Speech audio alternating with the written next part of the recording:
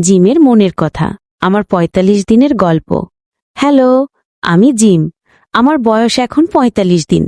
আমি এখনো ঠিকভাবে কথা বলতে শিখিনি, শব্দ মিলাতে পারি না, কিন্তু মনে মনে অনেক কিছুই অনুভব করি। আজ সেই মনের কথাগুলোই তোমাদের বলছি। আজ ভোরেই আমি ঘুম থেকে উঠেছিলাম। চোখ খুলতেই দেখি আমার পাশেই মা ঘুমাচ্ছে। মায়ের মুখটা দেখলেই আমার মনটা কি যে শান্ত হয়ে যায়। আমি তো এখনো বলতে পারি না, কিন্তু আমার ছোট্ট হাত দিয়ে মায়ের গালটা ছুঁয়ে বুঝিয়ে দিই যে মা, আমি তোমাকে খুব ভালোবাসি। মা তারপরে জেগে ওঠে, আমাকে কোলে নেয়। আহা, সেই কোলে মাথা রাখলে মনে হয় এই পৃথিবীটাই সবচেয়ে নিরাপদ জায়গা। ৪৫ দিন বয়স মানে কিন্তু আমি এখন অনেক কিছুই চিনতে শিখছি।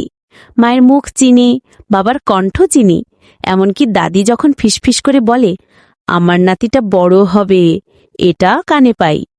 মাঝে মাঝে সবাই মিলে আমার চারপাশে দাঁড়িয়ে আমার দিকে তাকিয়ে হাসে। আমি বুঝতে পারি না কেন হাসে, কিন্তু ওদের হাসি দেখে আমারও মুখে হালকা হাসি চলে আসে। আজ সকালে বাবা আমাকে কোলে নিয়ে বাইরে বের হয়েছিল। আকাশটা নীল, হালকা রোদ, আর বাতাসটা খুব ঠান্ডা ঠান্ডা। বাবা বলল, জিম, একদিন তুমি বড় হয়ে এই আকাশের রং নিজেই চিনবে। আমি বাবার কথা বুঝি না, কিন্তু বাবার বুকে মাথা রাখলে মনে হয় সব কথা বুঝে ফেলেছি।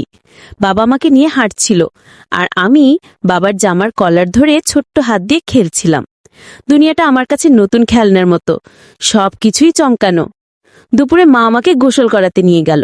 গরম গরম পানি, নরম তোয়ালে, গোসলটা আমার খুব ভালো লাগে। পানি লাগতে আমি আহ করে চোখ বন্ধ করি। আমার ছোট্ট পা দুটো পানিতে নেড়েচেড়ে মা হাসে, কখনো আবার বলে, জিম, একদিন দৌড়ে দৌড়ে পুরো বাড়ি ভরাবে, ভাবতেই ভালো লাগে, আমি একদিন দৌড়াতে পারবো। গোসল শেষে মা আমাকে দুধ খাওয়ালো। দুধ খেতে খেতে কখন যে ঘুমিয়ে পড়লাম বুঝতেই পারিনি। আমার ঘুমের সময় দাদি এসে আমার হাত পা নেড়ে দেখে, দোয়া পড়ে। আমি ঘুমালেও বুঝি আমাকে সবাই খুব ভালোবাসে। বিকেলে ঘুম ভাঙতেই দেখি আমার নতুন রঙিন খেলনাগুলো মায়ের পাশে রাখা।